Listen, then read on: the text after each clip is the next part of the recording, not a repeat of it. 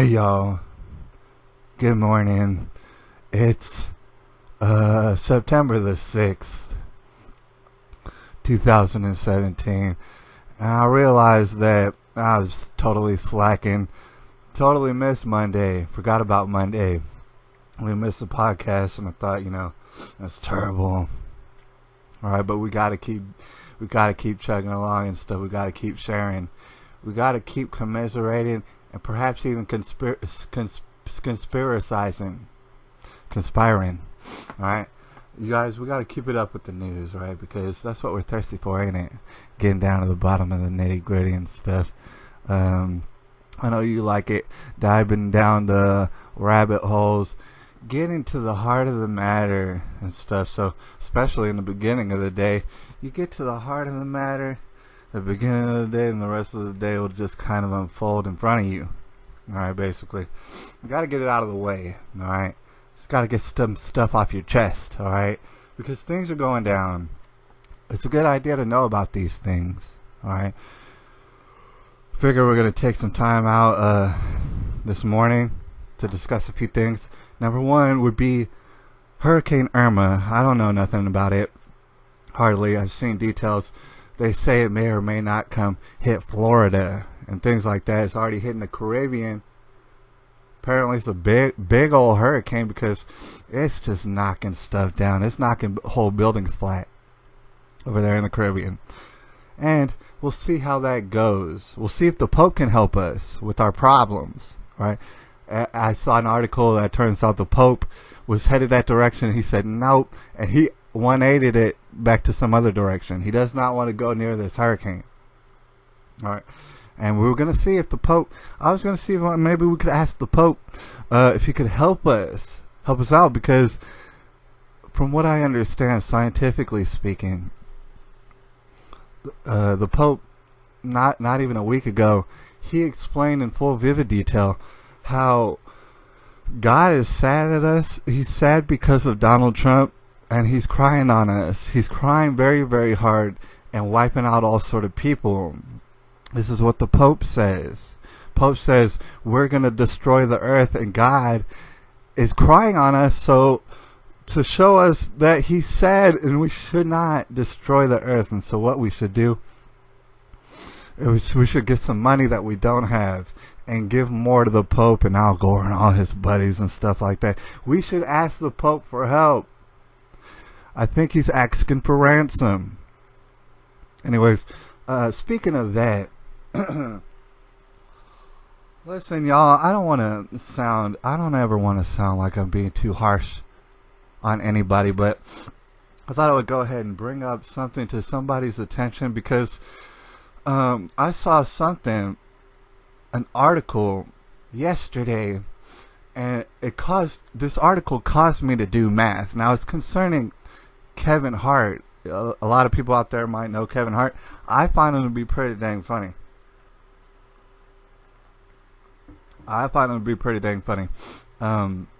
Thing is, he's in all these movies and stuff people are coming out with. I don't see the movies. I don't know what movies he's in, but I know that he's in a lot of them. I know he makes some real good money.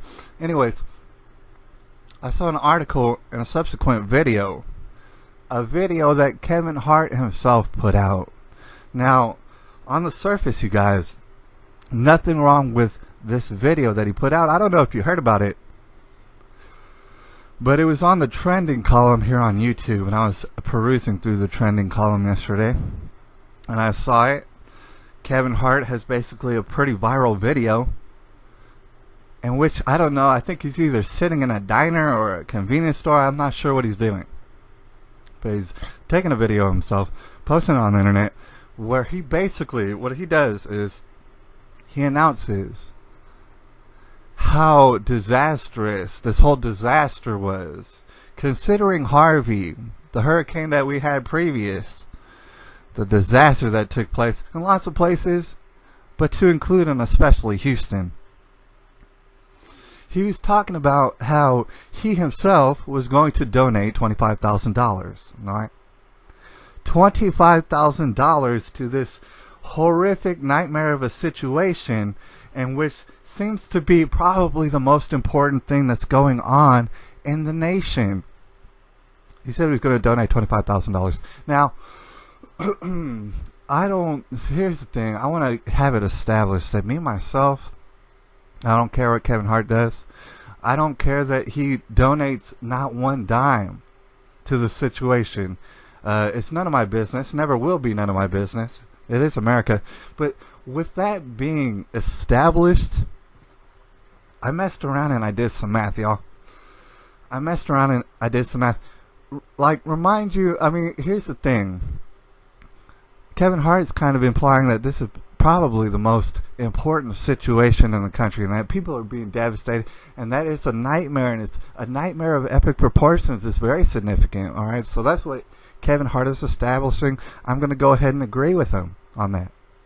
All right. I had no choice, though, because I saw certain numbers that didn't add up. He said he donated $25,000. Now, like I said, nobody deserves for Kevin Hart to donate not one red dollar, dude. Not at all. But he said he donated $25,000. And then what I did, because it wasn't adding up in my head, what I did is I went to the internet. I went to Google. And I typed in Kevin Hart's net worth. You can easily do that yourself. And you'll see that the speculation, and I'm not surprised, the speculation is that he is worth in and around $120 million. Alright, that might not sound weird to y'all yet. It's not sounding weird. Alright, but picture this. Alright, I went ahead and I did the math. What is $25,000 to a person such as Kevin Hart? Now, remind you, like, the video is about him donating $25,000 and challenging other celebrities to do the same. Right, other celebrities who have just about exactly as much as Kevin Hart, if not way more than Kevin Hart, to include like $1 billion. Doesn't Jay-Z have $1 billion? Alright, so Kevin Hart, he's challenging these fellow celebrities, alright, who are suffering from just no success in their lives, all sort of money. He's challenging them, I guess, to $25,000. Okay, so I did the math. How much is $25,000 compared to $120 million? Alright, it's not 1%. It's not even close to 1%. In fact, it's not 0.1% of Kevin Hart's net worth. I'm just stating facts. This is mathematics. Come to whatever conclusion you want to. It's not even 0.1% of what Kevin Hart supposedly has access to. It's not even close to 0.1% of the money and wealth that Kevin Hart supposedly has access to. It isn't close. In fact, you know what? The exact number is 0.082083333% of his net worth. Alright, so what I'm trying to explain is as simple as I can. Thing is, I'm not judging him. Like I said, I'm not judging him, but consider the mathematics. It's as though I dug in my couch cushions and found a nickel and a penny, and I thought I would donate it to you know, Red Cross or whoever else. And then I got on a video and I challenged everybody, can you donate a nickel and a penny? Can you donate a nickel and a penny? Because that would be the exact proportion of what I did as what Kevin Hart did. $25,000 doesn't mean not anything to Kevin Hart. And all I'm trying to say is, if this is the most important situation, probably you're going to want to donate more than a nickel and a penny to it, Kevin Hart. Right? Maybe you didn't even think about that. But not only that, you don't have to donate anything if you don't want to. I don't care if you do. Right? But what I find to be kind of interesting, and note that's kind of a behavior here on the internet, is he didn't have to donate anything, but he did. Pretty much he donated a nickel and a penny out of his couch cushions and challenged other people to do so. He didn't have to do any of that, but he did do it, and he also videotaped himself doing it. What's that called? That's called virtue signaling. Alright, it's kind of disgusting, to be honest with you. I don't know if Kevin Hart thought this through, but I can do math, and the math is pretty ridiculous. All right. Anyways, to move on. Thing is, Kevin Hart out there, man, I still care about you, and I still appreciate you. You're really, really funny. I don't think you thought about what you were doing. All right. But anyways, moving on. Speaking of someone who I want to talk about just real briefly, who does not know what they're doing. Who does not know what they're doing. That Hillary Clinton. Can you believe it? She got humiliated in front of everybody, the whole world, and she still keeps going with the punches. Dude, you gotta give her that. You gotta give her that she's still rolling around with the punches. She's not lying down dead yet. I mean, here's the thing. Hillary Clinton doesn't know what she's doing, y'all. You might be aware that she just put out a book. And I'm sure, you know what? I would not be shocked to hear that it's the #1 selling book of all time. I'm being dead serious. Hillary Clinton put out a book in which, from what I understand, from the excerpts that I've heard herself personally read, it's mad embarrassing, and it's crazy beyond words. All right, but she somehow fits them into words, writes it down in a book, reads it out herself. Basically, from what I'm understanding, because, you know, Hillary Clinton got absolutely humiliated. She cheated and cheated and cheated and cheated and did not win. She got absolutely just totally destroyed in front of everybody. She keeps going. She's writing a book in which where she can't help but blame everybody, y'all. This is like, I don't know why people watch soap operas. Just watch Hillary Clinton all day. She can't stop, won't stop. She's blaming everybody, y'all. Everybody. I'm surprised she hasn't knocked on your door already to blame you in person. Alright? Hillary Clinton's blaming everybody for her loss. She can't give it up. She won't give it up. Her life ain't filled with nothing but dirty money and mystery murders and shit like that. Rapes and all sort of stuff. All sort of sexual perversion. That's all Hillary Clinton's got. That's all she'll ever have from now until the day that, God bless her, she leaves us. Alright? Hillary Clinton's losing it. And if you want to see a lady who's power hungry, who wants this and that, she wants this and that, and she'll never be happy and never be satisfied, she'll never live a successful life. You don't have to look at nobody else but Hillary Clinton. She's totally losing it. She's totally losing it. You have a daughter? You have a daughter out there? You sit her down. Alright? Don't abuse this girl, but show her just for a few seconds of Hillary Clinton and what she could turn out to be if she decides,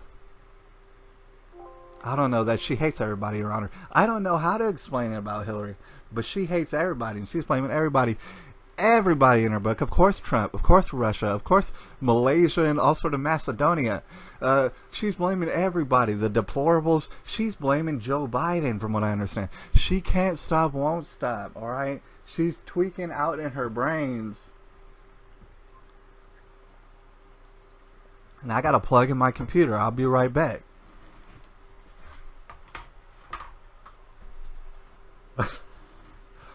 Hillary Clinton's tweaking out all in her brains. And the thing is, it's a glorious thing when you think about it. You might wonder, how come Hillary Clinton has all these health problems and she's still living? Because she has a lot of them. You might be wondering that.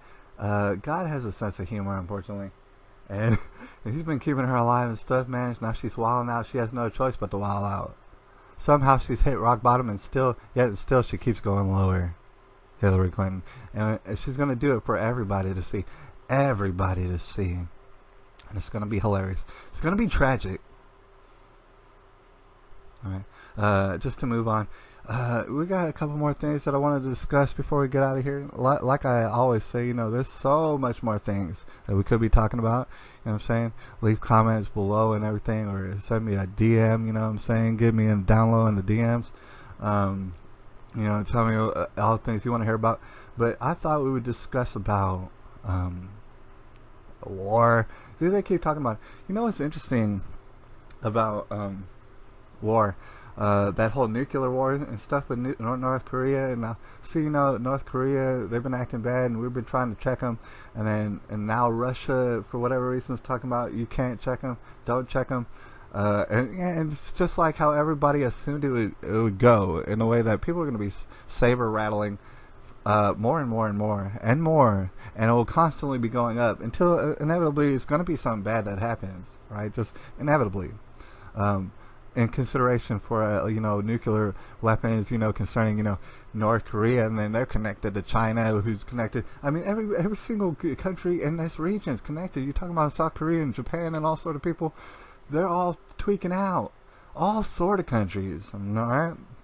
So, an interesting thing that I wanted to know about now today, what you might be hearing now, is that we're even closer as time goes on. And I'm not scared or paranoid about it, to be honest with you. I think that it'll be plenty of time, to be honest with you. I think we will see plenty of time before nuclear action even goes up. But however, it's still escalating at that point. You know what I'm saying? You understand that it keeps escalating to that point? And I mean, honestly, I guess a lot of people probably be out there hoping on a solution to this whole matter, in which that doesn't involve us nuke bombing the whole world to smithereens and stuff like that. People are probably looking for a solution. I think that we should come to it. I guess just to wrap up that their situation, I think we should come to a solution, because from what I understand, from what I've been researching and looking into the whole escalation of arms between China and Russia and stuff. China and Russia, when you think about it, North Korea and all these other countries, yeah, they're involved, yeah, they're right in the center of this, but ultimately you're talking about Russia, China, and America and stuff, and people playing around, and they keep playing around. Thing is, they might not even want nuclear war. Problem is that they're playing around. They know that they can convince everybody that we're like this close to nuclear war. You know what that establishes? Establishes fear. It makes everybody fearful, which makes a lot of money. So you understand the situation is, people are running a damn gold mine through people's fear. And somehow it translates, because they do it through making people afraid of nuclear war, and somehow that gets them money, and it really does get them money. It gets them more money than anybody even knows about. Alright, so people, it's very lucrative. That's what I want to explain. There's two sides to this.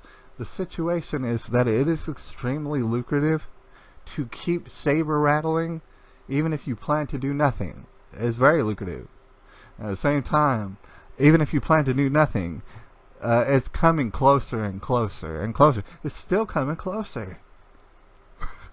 And I wish that it wouldn't. I just thought I would bring that up. One thing that I wanted to bring up, if you haven't heard, I'm sure you have heard for the past few months, Venezuela, who's a socialist nation, they seem to be getting worse and worse and worse and worse. I think it's interesting to bring up, just because if you live in America, or if you live in some place that isn't socialist, if you live in some of these places, you might want to just feel grateful about it. Like, you should probably thank somebody for this, because there's people over in Venezuela, and it just keeps getting worse and worse and worse. You can't even hardly imagine. I wouldn't want to imagine all the situations happening in that socialist hellhole. And I know a lot of young, confused people be out there and be like, oh, what about Denmark? What about Finland? Or whatever. I don't know what countries they'll bring up. Sweden or something like that. They're like, oh, they're socialists. Actually, no, they're not socialists. If you ask them, they'll tell you, no, we're not.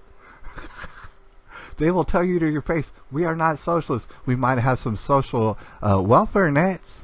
We might do some socialist things, but we're not socialists. But Venezuela, they'll tell you, hey, we're socialists, all right? We're dying out here at this point. It's only been a few years, and Venezuela took a terrible nosedive, all right? And so now people are eating dogs and zoo animals on the regular. They're starving out there. They don't know what to do. It is socialism. And so, I mean, since I brought that up, and you know what, they're crashing and burning in a fashion that I would hate to see in person, Venezuela. All right, I thought I would bring that up because obviously there's a great big old divide that's taking place here in America. All right, people don't like Nazis. All right, I mean, even if I like Nazis, I don't have time for them, dude. They're not doing anything to better my life and stuff. So people don't like Nazis, but at the same time, any kind of non-retard out there is going to know these masked Antifas and all these people shouting about communism and socialism. Meanwhile, Venezuela is burning to the ground. All these people out here are damn dirty thugs, dude. Someone needs to put them in prison. Why not? Why not have Donald Trump round them all up, round up all the Nazis, I guess, you know what I'm saying? Have them just duke it out in like a Hunger Games type situation. If that's what they want to do, go for it, alright? And then people shouldn't be all caught up in the melee. Meanwhile, nobody here is subscribing to Nazism. Nobody here is subscribing to socialism and all this bullshit, you know what I'm saying?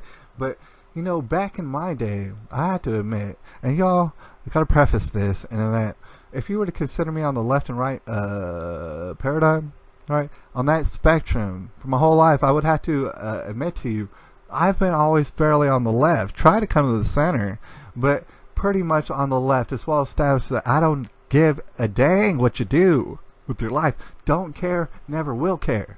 So that kind of puts me over to the left a little bit. Alright, that being said, shoot, this socialism is crazy. So back in the day, when I first got wind of this socialism idea, I started rolling it around in my brain, started trying to do math on the whole situation. The math didn't add up. I said, hey y'all, this socialism is a stupid idea. In fact, I hear that back in history, back in history times, they tried socialism and it was goddamn terrible, alright? Goddamn terrible. And that's what I would telling people back in the day. And I remember them looking at me all glassy-eyed, talking about like, oh, you just don't know, you know, I mean, because Sweden and Switzerland and Holland, they'd be doing socialism and stuff, and they're doing just great. They're doing just great. And first of all, yeah, consider the demographics that traditionally live there. Yeah, I know they're doing great. Secondly, they're not socialists. A lot of them will tell you to your face, they're not socialists. They might have welfare programs, alright, but that's about it. Alright, so anyways, I'd be explaining like, you know, socialism is a terrible idea. You remember the Nazis and stuff like that? Socialists. They're all socialists. And people back in the day would be like, oh, you just don't understand. I don't think you understand, you know, because wealth disparities and stuff like that, we just can't have that. And you know, and we're poor and stuff. And the thing is, I did understand way back then. Right? I try to tell people, right? Choices is always the way to go. Choices, free market, always. Right? That's how you get success. That's how you get wealth built up, because you can decide whatever you want to do with the money. Right? You don't have to trust it to somebody else. I tried to explain that a long time ago to these young kids out here. See, the wonderful thing about what's going on right now is that I don't have to explain no more. I don't have to say nothing. Alright? I mean, if you have any idea, like, if you have any notion in your brain and think, well, you know, maybe socialism would be a good idea. Maybe that socialism, maybe we could make it work for us. Obviously, it cannot. Alright? You see mass crusaders running around trying to beat people with sticks. You see people in Venezuela trying to eat zoo animals and stuff like that. Alright? They're falling on hard times. I don't have to say nothing. Nobody has to say nothing no more. And that's the beautiful part of this situation. Alright? Nobody is going to accept this anymore. And that's wonderful, because back in the day, people were like on the fence about it. Alright? And with all that being said, we're going to go ahead and make this a short podcast. Probably, you know, wrap it up at like 30 minutes and stuff like that. So with all that being said, I did want to draw attention to this. Alright? And it kind of relates. I saw an article just recently, and we all know the demographics of this country and how it's going and stuff like that. I saw an article in which states that nationally speaking, Christianity, for whatever it's worth, I know there's a lot of people out there who's Christians who I don't agree with and wouldn't like hanging out with, right? But apparently, according to polls and sources, the demographics, the way they were looking is that Christians in this nation are sincerely now a minority. Alright, and we all saw it go in this direction, and ain't nobody surprised by it, about Christians becoming a minority in this here nation. Alright, what I had to explain real quick before we get out of here is like a lot of people might not understand what this means. Right, because there's a certain kind of success that's been had in this world. There's certain places where there's more innovation, there's more wealth, there's more peacefulness, there's more success, there's more contentment, there's more lots of stuff. All right, a lot of people don't really understand, but all that can be attributed and contributed to to the participation of Jesus Christ. Unfortunately, I know a lot of people don't believe in him. You don't have to believe in him. All right, you just have to be in a place, historically speaking, considering the past few hundred years, you just have to be in and around Christianity somehow. It does not matter what your religion is, what you believe in, or nothing like that. You have to be close to Christianity in order to experience some sort of freedom. Alright? So that's how that goes. And then you'll notice that if you look back in history and throughout the records, that Christianity, whether you like it or not, whether you believe in it or not, it doesn't really matter. Christianity exploded like wildfire at a certain point. Just all throughout the Europe and all that. Christianity exploded like wildfire, and then it just spread out all over the world, and you understand that you could follow the spread of it and find where wealth and beauty and peace was just culminated. Alright, that all happened, and it got to the point where Christianity, say like in America, became an overwhelming majority, because like I said, it's a wildfire, you can't put it out. That is the problem. Alright, so it became a big old majority. Alright, so the thing is, you're safe around a Christian. Like I said, remember, you're safe around a Christian like nobody else. You're safer to do whatever you want, live however you want, does not matter. Alright, so long as you're not hurting children and things like that, you know what I'm saying? So you can do that. Alright, and that's what happened here in America. Got overwhelmed by Christians. Right. So what happens in that scenario, like I said, you're free to do whatever you want at that point. So people in America, historically speaking, were more free than anybody else to do whatever they want. Because if they were somewhere else, you get your dang head chopped off, you get thrown off a roof, things like that. You know what I'm saying? You get in prison forever. Don't you ever do what you want to do in other places. But here in America, where Christianity was not ubiquitous, but it was overseeing the whole nation and its wealth, what you started seeing is people doing what it is that they wanted. And you've seen decades of it. You've seen decades of it now. All right? And these people who were doing what they wanted, well, they couldn't help but push the envelope. I don't blame them. They pushed the envelope, and they pushed it, and they pushed it, doing it what they wanted, all right, and totally going a different direction than Christianity. In fact, they got so uppity that they started hating on Christianity. They started talking endless stuff about Christianity. And the thing is, I can't blame them. In fact, I think it's a good idea. What you got to consider here in America especially, but places in Europe, is that people hate on Christianity. Some people dedicate themselves to hating on Christianity more than anything else, any other religion on earth. Thing is, I can't blame y'all, because I don't even see why you would take time to even bother with the other religions, to be honest with you. I really can't blame y'all.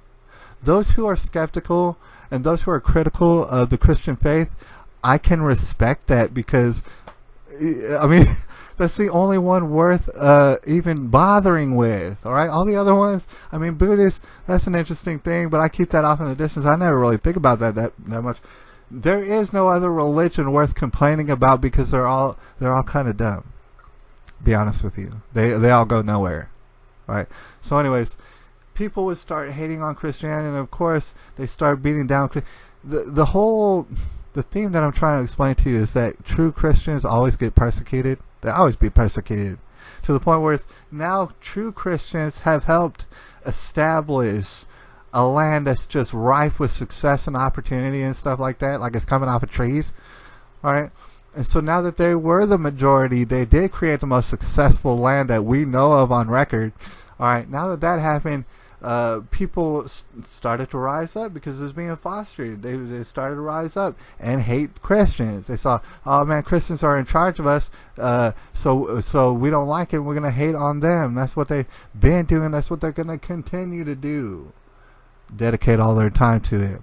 Now, like I said, before we get out of here, I got to remind y'all, it's not a surprise to me in the least that Christians have become a minority. They've been hated on. People have been trying to misinterpret their words. They've been trying to do all sort of things. Of course, there's a lot of dumb people out there who subscribe to Christ, and they get debunked and all sort of things exposed on the internet. Whatever, all right. People have been hating on the Christians, if not literally, because Christians, don't really consider the victims in this situation. Christians aren't self-entitled victims, so they don't really take it to heart. But the thing is, people are hating on Christians in their hearts, hating on them, all right?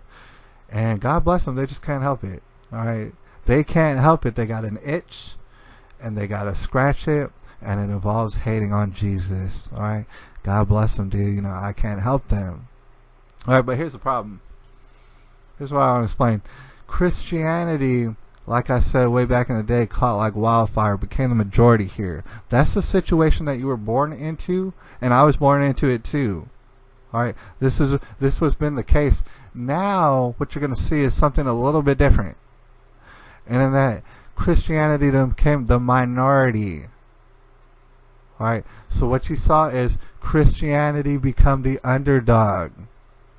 What I want to tell you is that throughout history, when Christianity becomes the underdog, that's when you need to look out. That's when you see all these sort of narcissistic castles fall, because when Christianity is the majority, it'll let you do whatever you want.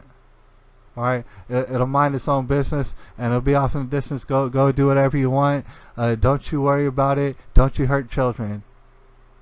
All right. When Christianity is the majority, y'all have a pretty easy time. When Christianity is the minority, people who hate Christ,